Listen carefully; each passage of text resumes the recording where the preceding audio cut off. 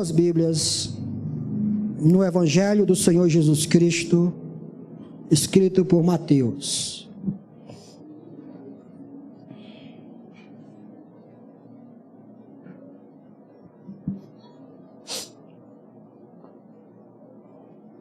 Mateus capítulo 4.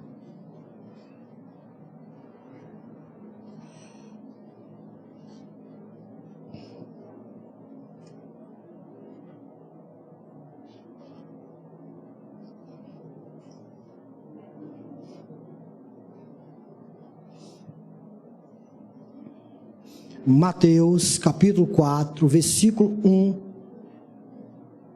Eu vou ler só apenas até o versículo 4, tá bom?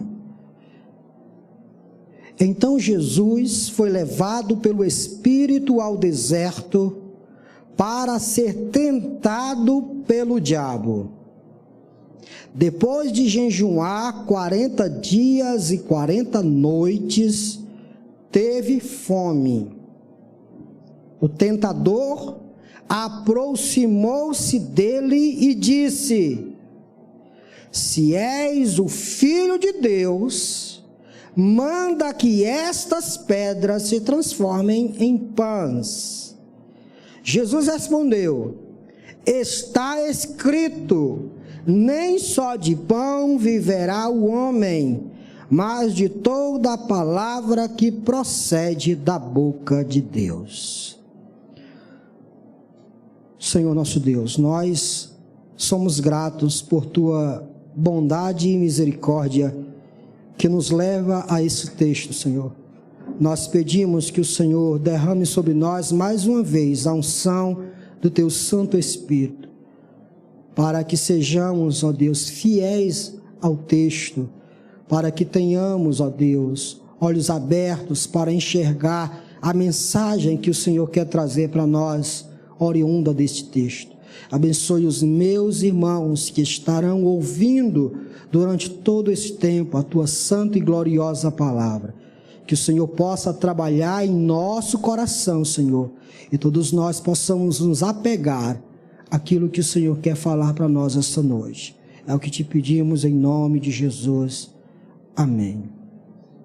Domingo passado, os irmãos que estavam aqui perceberam que nós, de forma proposital, fizemos um link entre esse teste e o teste de Gênesis capítulo 3.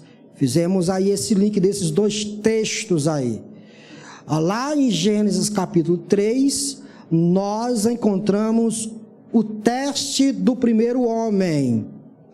Todos vocês aprenderam, nós passamos ali, não tiramos tudo que aquele texto tinha para nos ensinar. Entretanto, nós tivemos uma ideia de como Deus enxerga a raça humana. Deus enxerga o homem ligado a dois homens, ligado a Adão ou ligado ao Senhor Jesus Cristo. Adão foi o primeiro representante de toda a raça humana, de modo que ali no Éden, no jardim, em Gênesis capítulo 3, nós encontramos Adão sendo testado na sua obediência a Deus. Como ele era o representante da raça humana, tudo que ele fizesse recairia sobre aqueles que ele representava. Se ele passasse no teste, se ele fosse obediente a Deus, ele teria então a vida eterna, e com isso todos os que ele representava também teria.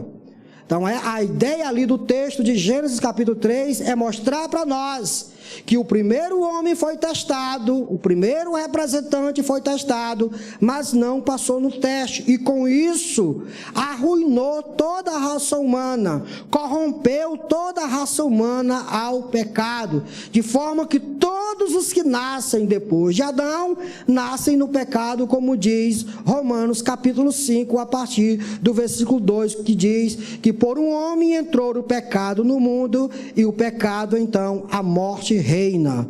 O fato, meus irmãos, que o que nós temos diante de nós é o segundo Adão. Paulo vai chamar Jesus Cristo de o segundo homem, ou o segundo Adão, ou o segundo representante. No caso aqui, o Espírito leva o Senhor Jesus para ser tentado pelo diabo no deserto. A ideia é, Jesus iria representar todos aqueles que ele iria morrer por eles. Para isso, ele precisaria fielmente se submeter às ordenanças de Deus, não falhar em nenhuma delas, conquistar para nós uma justiça e entregar de forma dadivosa a nós, presentear a nós com essa justiça que ele conquistou por obedecer a Deus o Pai. Nós vamos ver aqui como esse grande rei foi testado. E a primeira coisa que nos chama a atenção, irmãos, é a plenitude do Espírito que há em Jesus. Vocês, se retornarem um pouquinho, vocês irão ver que um pouco antes, Jesus foi levado para ser batizado por João. E lá naquele texto, em uma outra mensagem, vocês lembram que nós dizemos que por ocasião do batismo de Jesus, o Espírito Santo desce sobre ele, repousa sobre os seus ombros, como que dizendo que estava ungindo ele. Posteriormente, Jesus vai apresentar-se na sinagoga e vai dizer que o Espírito do Senhor está sobre mim. O que nós vemos, irmãos, é que o Espírito Santo, a partir de então, vai capacitar Jesus para vencer todas as suas adversidades. Eu quero que os irmãos já coloquem em sua mente, irmãos, porque é muito fácil nós dizermos assim: ah, mas Jesus era Jesus, né? Jesus era Jesus. Vez por outra eu estou conversando com um ou dois irmãos e sempre saem essas conversas. Essa semana mesmo eu estava expondo esse texto para minha esposa e a gente conversando sobre isso, ela disse, mas Jesus passou no teste porque ele era Deus, né? Todas essas coisas só diminuem a importância da prova que Jesus passou. Percebam, meus irmãos, que Jesus não usa da sua divindade para passar nesse teste. Não é o caso aqui. Se ele assim o fizesse, ele não serviria para ser o nosso representante. Ele deveria se submeter a uma outra pessoa. E quem seria essa pessoa? Deus, o Espírito Santo. A gente vê, por ocasião do batismo, que o Espírito desceu sobre Jesus em forma corpórea de uma pomba, e isso sinalizava que para que Jesus cumprisse todo o seu ministério, ele deveria ser guiado pelo Espírito Santo. Ele não deveria fazer as coisas na sua própria capacidade. Ele tinha capacidade disso? Tinha. Mas a ideia é que ele iria se submeter. Ele iria se colocar sobre a vontade de outra pessoa. Quantas vezes a gente viu e ler os textos, Jesus dizendo, eu não vim para fazer a minha própria vontade, mas eu vim para fazer a vontade daquele que me enviou. A ideia é que Jesus se coloca, que Jesus se submete sobre a autoridade de uma outra pessoa, e tudo quanto ele vai fazer não no seu próprio poder, mas no poder do Espírito Santo. É essa a ideia. Isso traz muitas lições para nós. E a gente é muito acostumado a entender que quando alguém é cheio do Espírito Santo, quando alguém está capacitado pelo Espírito Santo, esse alguém só experimenta coisas boas. Não parece não.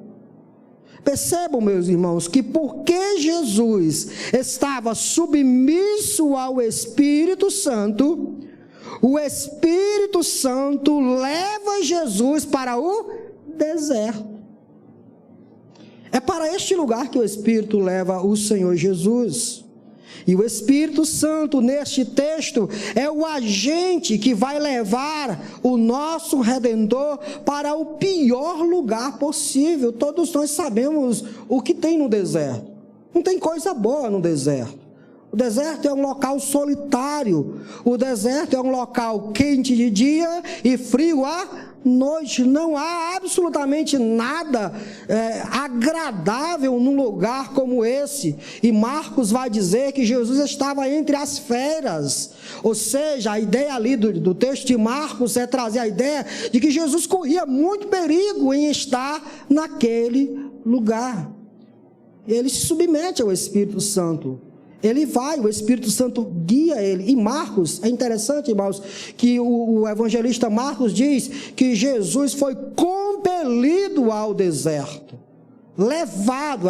A palavra do texto lá traz a ideia de que o Espírito Santo impulsionou, ordenou que Jesus fosse ao deserto. É como se pegasse na mão de Jesus e o levasse para esse local solitário. Vamos lembrar um pouquinho do lugar onde o primeiro homem foi tentado? Qual era o lugar? O lugar onde Adão foi tentado era um lugar ruim? Não. Enquanto Adão foi testado no jardim, enquanto o local em que Adão foi testado foi o melhor lugar possível, não haveria um espaço melhor para Adão sofrer essa tentação do que no jardim. Mas enquanto o nosso primeiro representante foi testado no local de delícia, Jesus Cristo, nosso Senhor, foi levado para ser testado em um local desolador. Não tinha ninguém ao seu lado.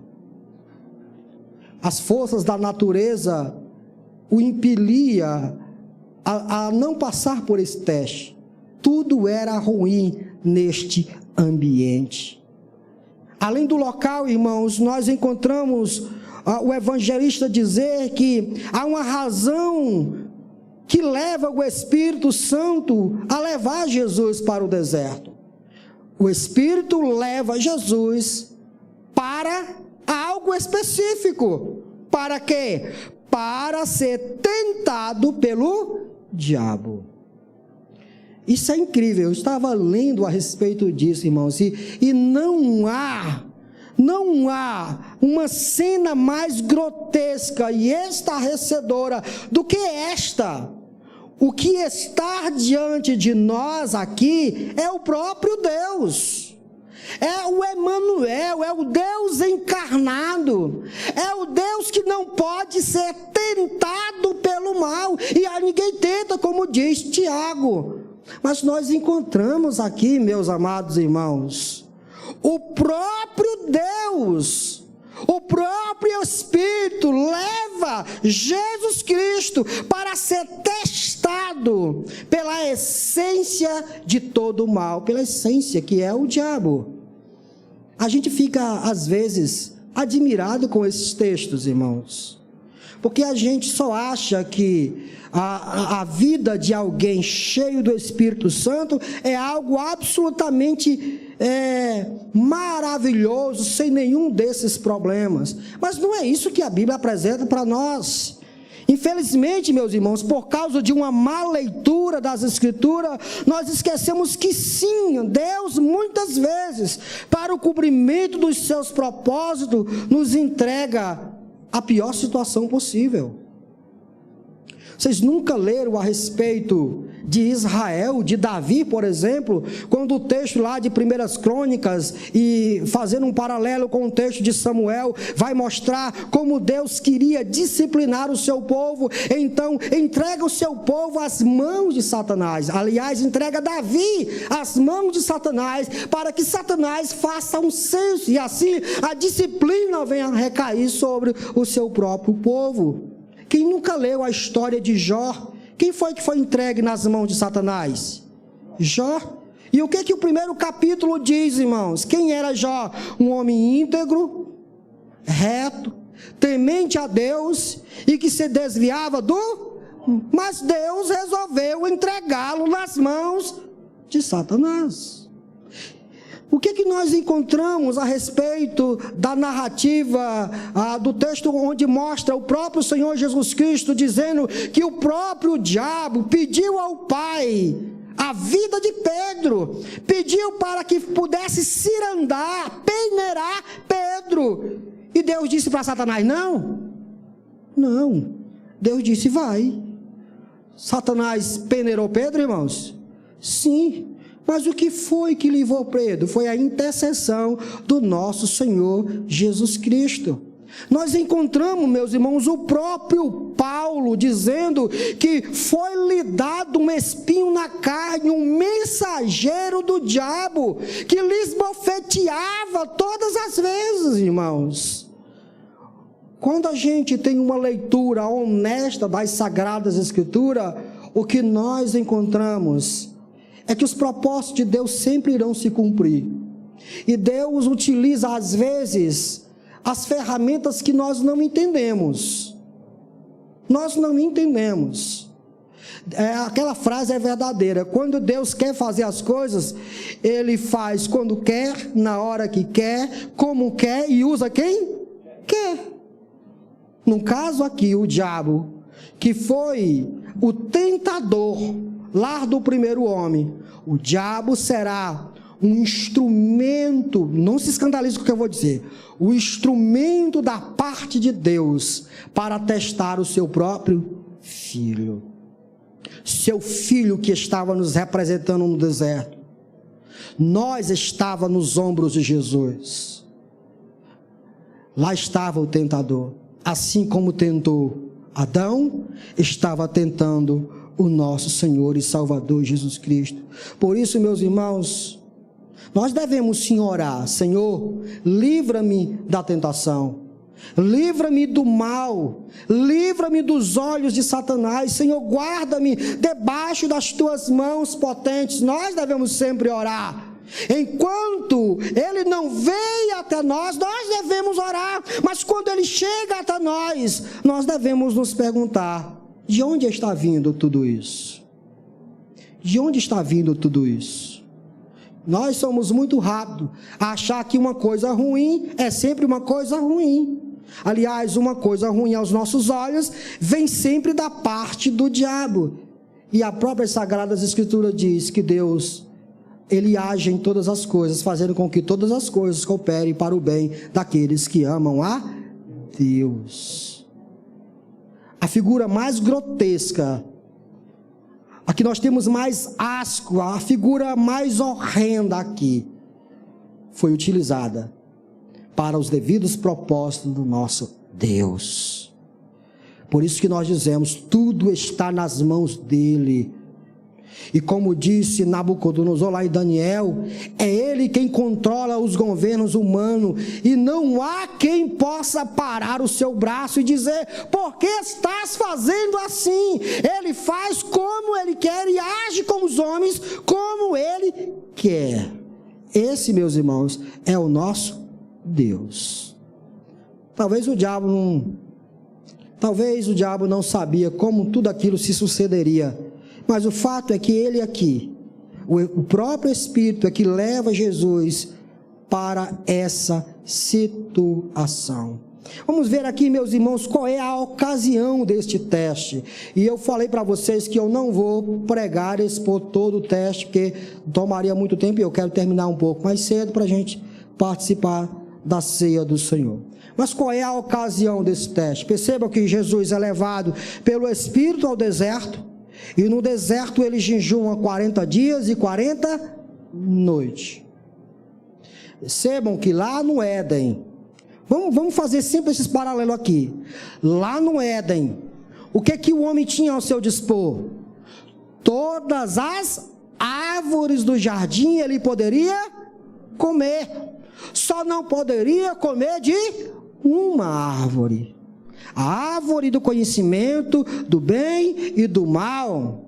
Adão não precisaria estar ficando com a barriga roncando de fome. Todas as árvores, todos os vegetais foram dados a ele, para ele saborear. Mas perceba que no deserto o nosso segundo representante, o nosso Senhor Jesus, teve que jejuar. Foi negado a ele a comida, irmãos. Ele teria que fazer isso, ele teria que jejuar. O jejum, meus irmãos, é por definição um ato de demonstração a nós mesmos que a presença de Deus é mais importante do que qualquer outra coisa. Quem jejuma está dizendo a si mesmo: eu tenho como mais importante a presença de Deus, estar diante de Deus, do que um próprio prato de comida. Quem jejuma está dizendo isso. Em suma, o jejum é exatamente essa é a ideia que o jejum bíblico quer trazer. Quando nós nos separamos totalmente para Deus e nos consagramos totalmente a Ele, ao ponto de dizer: aquilo que é necessário para a minha sobrevivência, eu resolvo dizer que para mim mais valioso é a vontade do Senhor. Lembram-se, meus irmãos, quando os discípulos encontraram o alimento para Jesus comer, lá em João capítulo 4, quando Jesus estava conversando com a mulher samaritana, e os discípulos insistiam que Jesus comesse, foi o que Jesus disse: eu tenho uma comida para comer, e a comida é: eu vim fazer a vontade daquele que me enviou. Minha comida e minha bebida é fazer a vontade daquele que me enviou. Por que Jesus teve que jejuar, irmãos? Para mostrar exatamente essa submissão, essa busca pelo Pai. Quem ele estava representando? Ele mesmo? Não. Ele precisava por si mesmo fazer tudo isso? Não. Mas quem ele estava levando nas costas? Eu e você.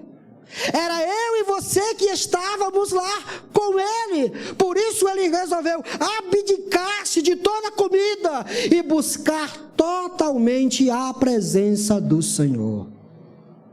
Meus irmãos, isso é importante. Muito, muito, muito importante. Por que isso é importante? Porque quando Jesus Cristo faz isso, meus irmãos, Jesus está abrindo para nós o fato de que a presença de Deus agora não necessariamente seria obtida pelo esforço. Mas quando Jesus se abdica de tudo isso, e ele vai dizer isso lá em João capítulo 17, eu quero que vocês abram a Bíblia de vocês nesse texto, meus irmãos, que Jesus não precisava orar, Jesus não precisava jejuar, Jesus não precisava usar nenhuma das disciplinas espirituais, mas ele as faz mesmo assim. E por que ele faz? Ele explica isso em João capítulo 17, versículo 17. Ele diz, ele está fazendo uma oração, ele está orando a Deus Pai, e ele fala isso aqui, irmãos: Pai, santifica-os na verdade. A tua palavra é a verdade. Assim como me enviaste ao mundo, eu os enviei ao mundo. Olha o que ele diz: em favor deles, eu me santifico, para que também eles sejam santificados pela verdade. Por que Jesus se santificava? Por que Jesus orava? Por que Jesus jejuava? Por causa de nós. Tudo quanto ele fazia por causa de nós. Cada passo em submissão que ele dava ao Espírito, ele estava fazendo aquilo por causa de nós, irmãos. Isso, irmãos, isso bate em meu coração como uma bomba e explode todo o meu ser, porque agora eu sei e eu aprendi que tudo que eu precisava fazer para obter a presença de Deus, eu já fiz, irmãos. Tudo que você precisava fazer para obter a presença maravilhosa do seu Deus, você já fez quando, pastor? Quando Jesus foi tentado lá no deserto. Ele estava obtendo tudo isso por você. Ele estava conquistando tudo isso por você. Pastor, agora isso significa que eu não preciso mais jejuar? Isso significa que eu não preciso ler a Bíblia? Isso significa que eu não preciso louvar? Isso significa que eu não preciso orar? Não, isso não significa isso, irmãos. Isso significa que tudo que você fizer, você fará porque você ama a Deus, ama ao Senhor, e cada uma dessas coisas vai melhorar cada vez mais a sua vida como um cristão. Mas isso não significa que quanto mais você fizer essas coisas, você estará mais próximo de Deus. Não, isso não significa. Porque tudo que você precisava fazer para se aproximar de Deus já foi feito. Ele se abdicou de tudo. Ele resolveu, irmãos, ter fome para que nós tivéssemos o pão da vida. Ele teve sede para que tivéssemos a água da vida. Ele sofreu em sua busca por Deus para que tivéssemos o acesso livre à presença de Deus Pai. É por isso que o autor aos Hebreus vai explodir em cântico quando ele vai dizer: temos agora a ousadia de adentrar a presença do Senhor, sem medo de sermos fulminados, através do novo e vivo caminho que foi aberto para nós. Esse caminho só poderia ser trilhado se fôssemos santos, porque o autor do Salmo vai dizer: quem subirá ao monte do Senhor? Quem morará no teu santo templo? E ele vai dizer: aquele que tem as mãos limpas, aquele que tem o seu coração limpo, aquele que tem os seus pés guardados para não fazer o mal, aquele que jura com sua palavra e cumpre com ela. Quem é essa pessoa? É você, irmão? Você é essa pessoa? Impecável, não peca em absolutamente nada. Não, absolutamente você é um pecador tanto quanto eu. Mas Jesus Cristo, ele trilhou esse caminho e ele levou nós, irmãos. E essa é a mensagem que está por trás de tudo isso. Jesus Cristo trilhou esse caminho da dor. Jesus Cristo trilhou esse caminho da fome para que nós pudéssemos ter livre acesso à sua santa e gloriosa presença. Você vai jejuar? Vai. Mas não é para extinguir nenhum pecado seu. A igreja medieval dizia que quanto mais houvesse penitência, mais sofrimento, mais os pecados seriam acabados. Tire isso de sua cabeça. Não há nada que você possa fazer para atrair a Deus. Deus já está atraído por nós. Já foi. Já foi. E olha só o que ele diz, irmãos. Olha o que em Oséias, abra comigo esse texto. Uma vez eu postei isso e eu digo: meu Deus, quanto mais eu leio sobre o Evangelho, mais eu fico maravilhado com o que Deus diz a respeito do seu amor. Oséias, cadê depois de Daniel? Vê se eu encontro aqui, irmãos.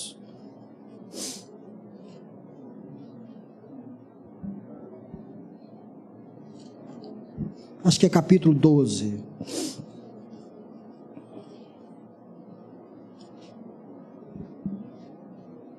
Oséias capítulo 11, irmãos.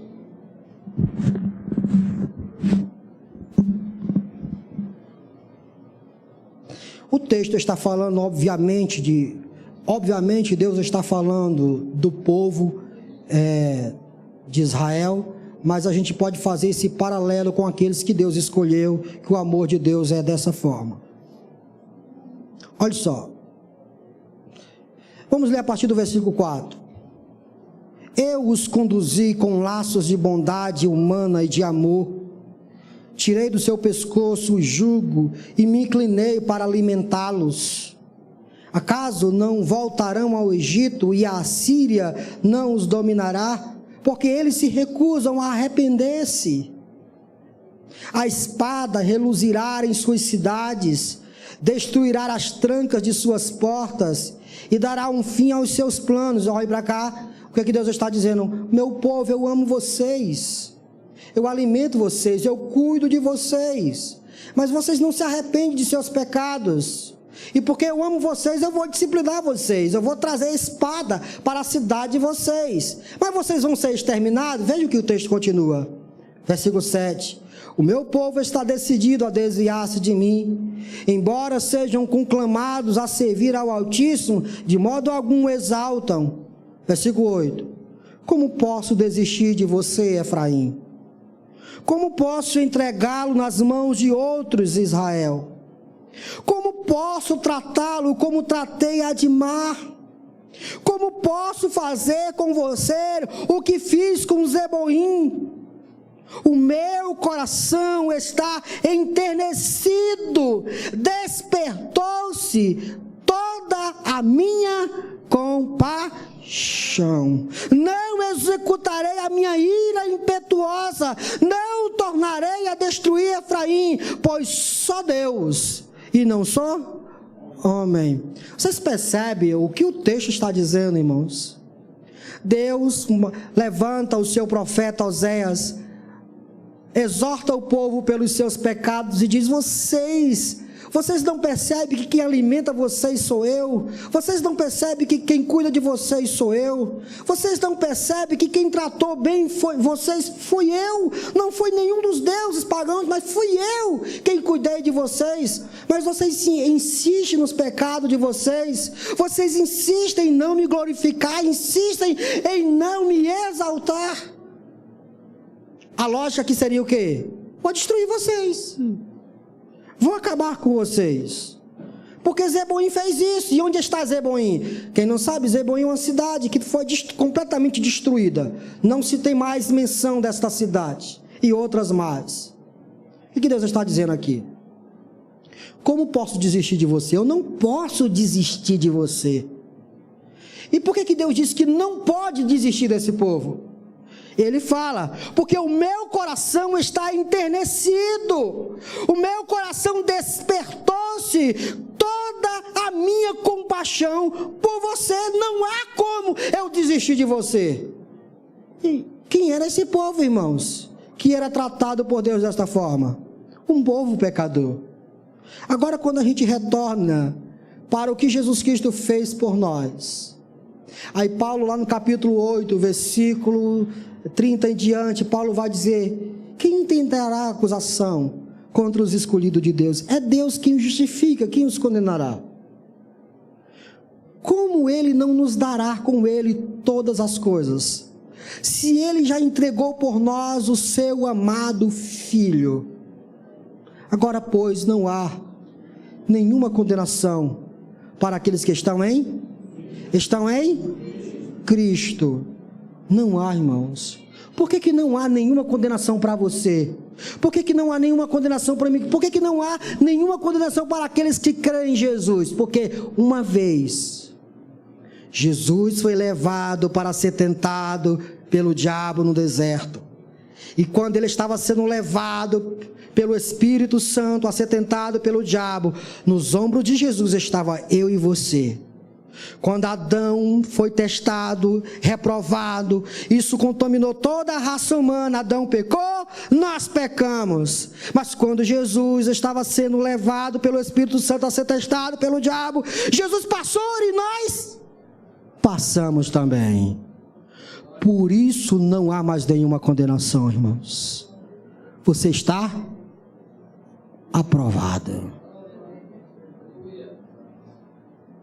Quando Deus olha para nós, quando Deus olha para você, quando Deus olha para aqueles que creem em seu Filho Jesus Cristo, a única coisa que Ele vê é alguém santo, alguém em que a sua lei não pode mais alcançá-lo. Não há como a lei de Deus alcançar você, não há como a lei condenar você, porque você já foi aprovado em Cristo Jesus. Que notícia magnífica, irmãos. Essa notícia é alentadora, porque eu reconheço que, meus irmãos, eu não sei vocês, mas eu sou honesto, eu sou um caba da peste, irmãos. Meus olhos me enganam quase todos os dias. Meu coração, meu Deus do céu, meu coração vez por outra, eu tenho que estar fazendo uma lavagem nele, porque o coração é coisa complicada. Meus pés, vez por outra, querem ir a lugares que não deveriam ir. Quantas vezes eu tenho que fazer uma reflexão sobre a minha vida, e o que eu encontro na minha vida é uma multidão de pecados. Eu não sei você, mas eu sou assim. E a minha consciência, a lógica me diria que se isso é verdade, eu sei que isso é verdade, eu sou um pecador. Se isso é verdade, eu estou perdido. Quando eu me encontrar com Deus, eu estou perdido. Porque eu sei quem eu sou. Eu sei o que tem no meu coração, eu sei o que habita na minha mente, vez por outra, eu sei disso. Como eu vou me encontrar com Ele? Com que cara eu vou me encontrar com Deus? Vou morrer. Coitado de mim. Mas a boa notícia é que eu não preciso mais ficar preocupado com isso. Todas as vezes que eu começo a dar uma neira e ficar preocupado com isso, irmãos, Romanos capítulo 8, se eu não me engano, versículo 26 e 27. O mesmo Espírito testifica com o nosso Espírito que nós somos filhos de Deus. Por isso Ele intercede por vós com gemidos inexprimíveis, de forma que agora você pode chamá-lo Abba, Pai, Paizinho amado. O que isso quer dizer, irmãos? Abba, Pai, o que isso quer dizer? Abba, Pai é a ideia de um filho que tem o carinho do pai, um filho que tem um relacionamento com o pai, o filho que chama o pai não de pai, mas de paizinho. Alguém que tem medo do pai, chama o pai de paizinho? Não, é isso que o Espírito Santo faz no meu coração, calar todas as vezes que eu começo a ficar preocupado com a minha pecaminosidade. Ele faz eu ouvir essas palavras: filho, entende uma coisa de uma vez por todas, você é filho de Deus. Ele lhe trata como filhinho amado. Irmãos, isso é uma mensagem bombástica para o pecador. É essa mensagem que transforma o coração dos pecadores. Foi isso que Jesus Cristo fez por nós, meus irmãos. E quando a gente vê o conteúdo desta primeira tentação, percebam que a gente encontra o diabo como veículo desta tentação, aproveitando as circunstâncias. Vejam, percebam que Jesus é levado pelo Espírito Santo a ser tentado pelo diabo no deserto, e lá Jesus jejua 40 dias e 40 noites. A gente sabe que a tentação foi muito mais do que ao fim dos 40 dias e 40 noites. Pelos evangelhos sinóticos a gente percebe que Jesus foi tentado durante todos esses dias, e durante todo o ministério de Jesus foi tentado. Mas a gente percebe que ao fim desses 40 dias, nos parece que o diabo deu a sua última cartada, irmãos. Com mais intensidade, o diabo aproveita a oportunidade, a circunstância para testar o nosso Redentor. E como ele faz isso? A primeira coisa que ele faz é colocar o veneno da dúvida. Lembram-se lá do jardim? Me diz aí, se foi isso mesmo, será que vocês não estão enganados? Será que foi isso mesmo que vocês ouviram? Vocês não ouviram errado? Percebam, o que ele diz para Jesus? Versículo 4, versículo 3. O tentador aproximou-se dele e disse: se és o Filho de Deus, se és o Filho de Deus. Meus irmãos, o que Satanás está efetivamente dizendo aqui é simplesmente trazer à tona aquilo que atrás o próprio Pai havia dito para Jesus. Lembre-se lá na ocasião do batismo? Quando os céus se abrem, o Espírito desce sobre Jesus e o unge para cumprir o seu ministério. O que se ouve do céu? a voz do Pai se eclode do céu e diz: este é o meu filho amado. O próprio Pai estava testificando, estava testemunhando que Jesus era o seu filho, a quem estava todo o seu coração. Mas agora, no deserto, diante de toda essa verdade, o diabo traz um venenozinho. Será que você é mesmo? Será que você é de fato filho de Deus? E como eu disse no domingo passado, irmãos, eu vou repetir. Cuidado com as dúvidas, irmãos.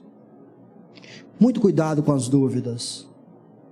As dúvidas tendem a fazer com que discordemos daquilo que Deus disse. A dúvida faz nós vermos coisas onde elas não existem. A dúvida faz com que nós desacreditemos da verdade de que Deus está conosco. Muito cuidado, meus irmãos. E você tem que perceber que o diabo, ele sempre aproveita as melhores circunstâncias, melhores negativas, para nos tentar com a dúvida. Será mesmo? Mas o fato é que Jesus sabia quem ele era. Você sabe quem é você, irmãos?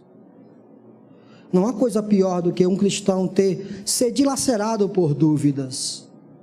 Descanse na verdade de que Cristo morreu por você. Descanse. Porque a sua salvação, ela não está baseada, irmãos, nas suas emoções. Eu gosto sempre de trazer à mente aquilo que aconteceu quando o anjo da morte estava passando no Egito. A mensagem era que o anjo da morte, ao passar a meia-noite, iria matar todos os primogênitos.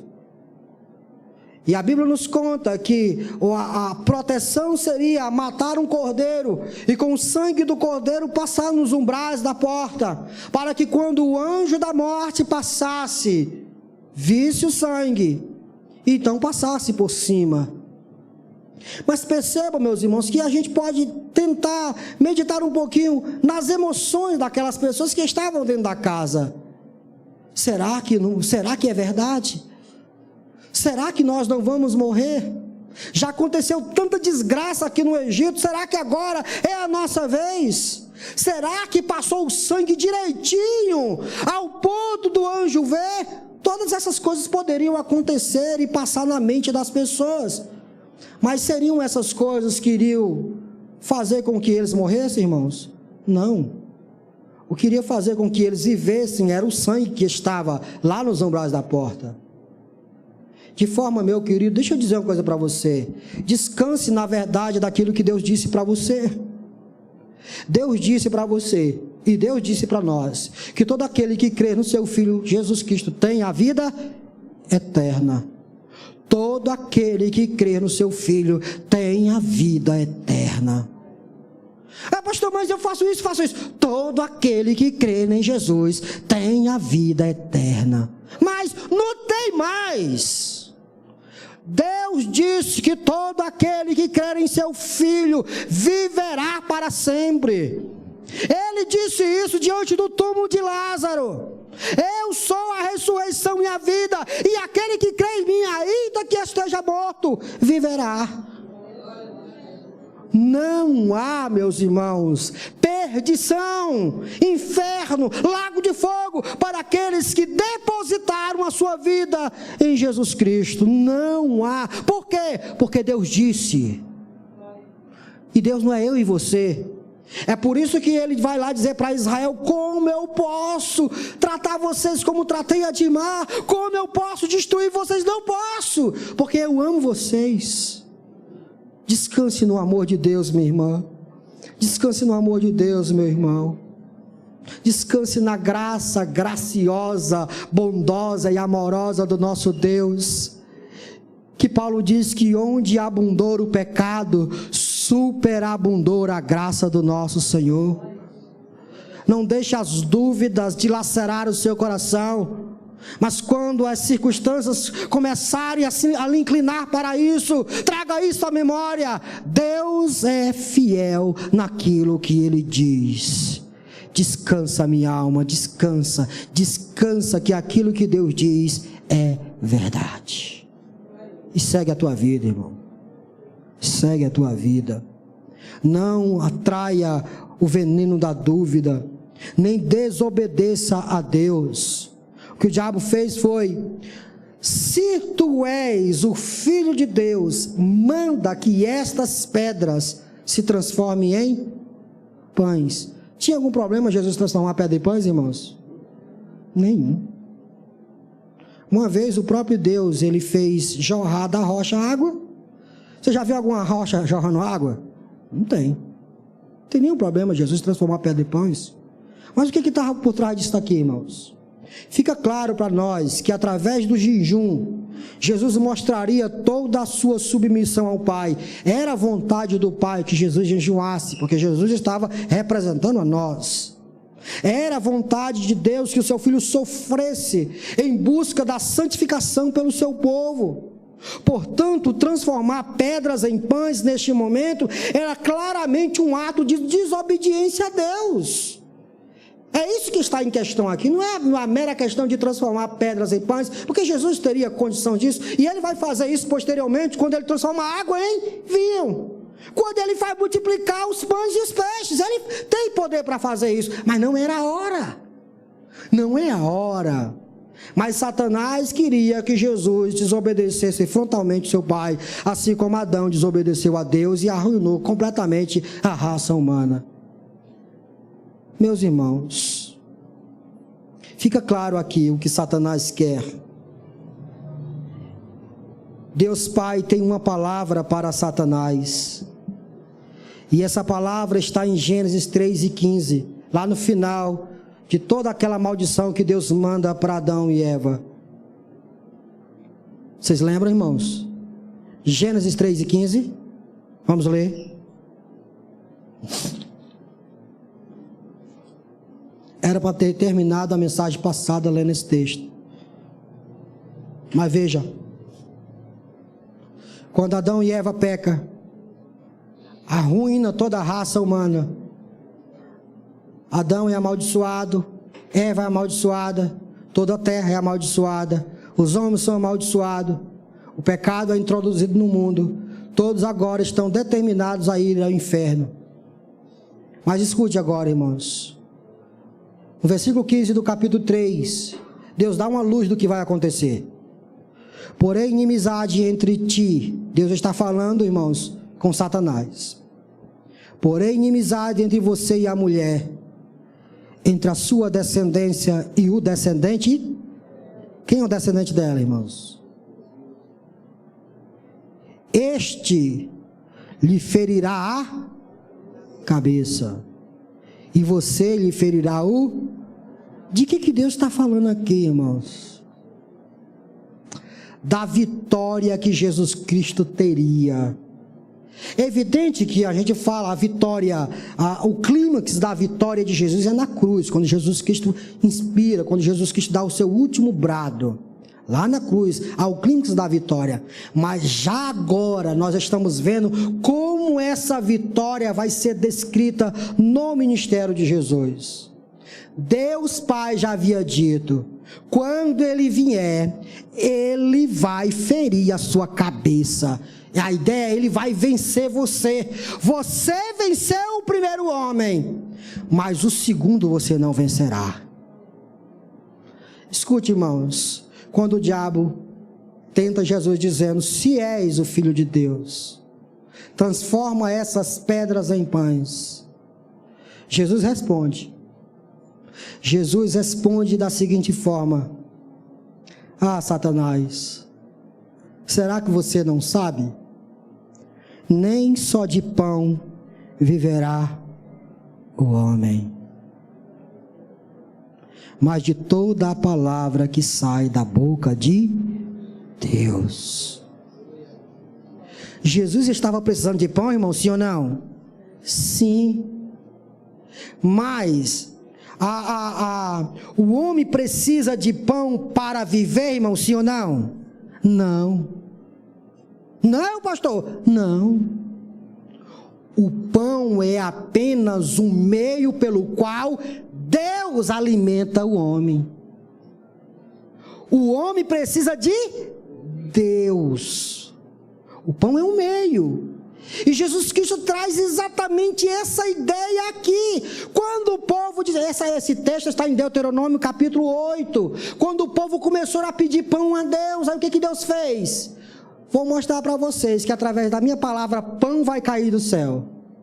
E pão caía todas as manhãs para o povo. Aí Deus vai dizer, lá em Deuteronômio capítulo 8, eu humilhei vocês, levei vocês no deserto para ser tentado, para mostrar o que estava no coração de vocês, para que vocês percebessem que nem só de pão viverá o homem, mas de toda palavra que sai da minha boca. Isso está aí em Deuteronômio capítulo 8. Quando o diabo testa Jesus aqui, Jesus relê esse texto para Satanás dizendo, Satanás, o que me alimenta é a vontade de Deus. O que me sustenta é a vontade de Deus. Ele já falou que eu deveria viver em submissão a Ele, deveria viver neste jejum. Nem só de pão viverá o homem, mas de toda a palavra que sai da boca de Deus. 3 lições finais para nós. Satanás quer sempre tirar vantagem das nossas dificuldades. Lembre-se disso. Quando você estiver na dificuldade, será aí que Satanás vai entrar para tentar você a fazer a vontade dele. Lembre-se disso. Segundo, Satanás sempre oferece vantagem para melhorar a sua vida no meio de suas dificuldades. Ele sempre vai te oferecer algo melhor, assim como ele ofereceu para Jesus. Tu não está com fome, então transforma essa pedra em pães. É assim que ele vai fazer com você. Oferecer facilidade para você melhorar a sua vida. Qual é o problema, pastor, de melhorar a vida? Nenhuma. O problema é fazer a vontade do diabo. Vai sempre oferecer para você. Qual é o problema, pastor, de eu fazer sexo com a minha namorada? Nenhuma. Não? Nenhuma não, irmão? Sim ou não? Todas. Por quê? Porque Deus já disse que você não pode. Mas sabe o que o diabo vai dizer para você? Que besteira. O problema é isso. Não é bom. É bom, irmão? Sim ou não? Ixi, está todo mundo calado. O sexo é bom, irmão? Sim ou não? Os casados aí têm voz, irmãos? Diga que é bom, por favor. Só o filé, né? Não é bom. É bom. Mas foi feito para ser feito nos momentos certos, como Deus falou e ordenou. Mas Satanás vai dizer para você, esquece disso. Isso não tem problema. Ele vai oferecer vantagem para você. Meios para melhorar a sua vida. Agora lembre-se disso. Lembre-se disso. A palavra final é sempre a palavra de Deus. Quando Ele oferecer aquilo que você quer, que o seu coração deseja, lembre-se de voltar à sua memória. Nem só de pão viverá o homem, mas de toda a palavra que sai da boca de Deus. Quero isso, mas não é isso que vai fazer com que eu viva ou deixe de viver. Mas a vontade de Deus é que vai fazer eu trilhar o caminho da verdade. Lembre-se disso. E vença como Jesus venceu. Mas Jesus era Deus. Não, Ele fez isso. Venceu assim no poder do Espírito. Assim como você tem o Espírito de Deus também para vencer. Deixe dessa conversa de que a carne é fraca. Essa conversa aí é para irresponsáveis. Você tem o Espírito Santo na sua vida, lhe capacitando para vencer todas as artimanhas do inimigo. Vença-o. Levante sua cabeça e vença-o, assim como Cristo venceu. Amém, pastor? Amém. E quando eu não vencer, levante a sua cabeça, porque a cabeça do outro já está esmagada. Jesus já venceu ele. Você não precisa ficar apavorado com a condenação final. porque Jesus já passou na prova. Senhor nosso Deus, nós te louvamos pela obra do teu santo Filho Jesus por nós. Te louvamos, Senhor, te louvamos. Ó Deus eterno, te louvamos porque o teu Filho Jesus foi testado e aprovado, e ao ser aprovado, fomos também com ele. Te louvamos, Senhor, porque eram os piores lugares possíveis, as piores circunstâncias possíveis, as piores situações possíveis, mas ele foi testado e aprovado, e como nós também somos aprovados diante do Senhor. Queremos te louvar, Senhor, e continuar adorando ao Senhor através da ceia, em nome de Jesus. Amém.